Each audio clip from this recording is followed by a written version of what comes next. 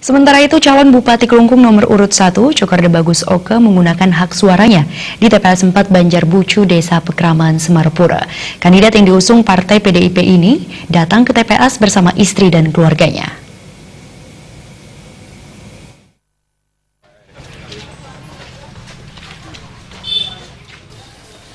Calon Bupati Klungkung nomor 1, Cokorda Bagus Oke, datang ke TPS 4 tepat pukul 10.30 WITA bersama istri dan keluarganya dengan berjalan kaki dari rumah yang berjarak sekitar 100 meter dari TPS.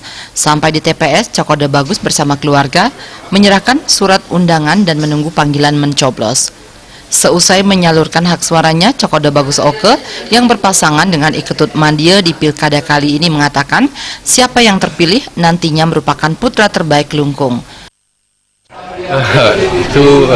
Kami kan waktu debat terakhir, kami sudah statement di situ bahwa siapapun yang terpilih adalah putra terbaik Klungkung. Pilkada serentak tahun 2018, pasangan Cokorda Bagus Oke Iketut Mandia bersaing dengan calon incumbent Inyoman Suwirte Imadikaste. Di TPS 4 Banjarbucu, Desa Pekraman, Semarapura terdapat 424 DPT. Sejak dibuka pukul 7 pagi, masyarakat mulai berdatangan ke TPS untuk menyalurkan hak pilihnya pada pesta demokrasi Pilbub Klungkung dan Pilgub Bali. Winata, Bali TV.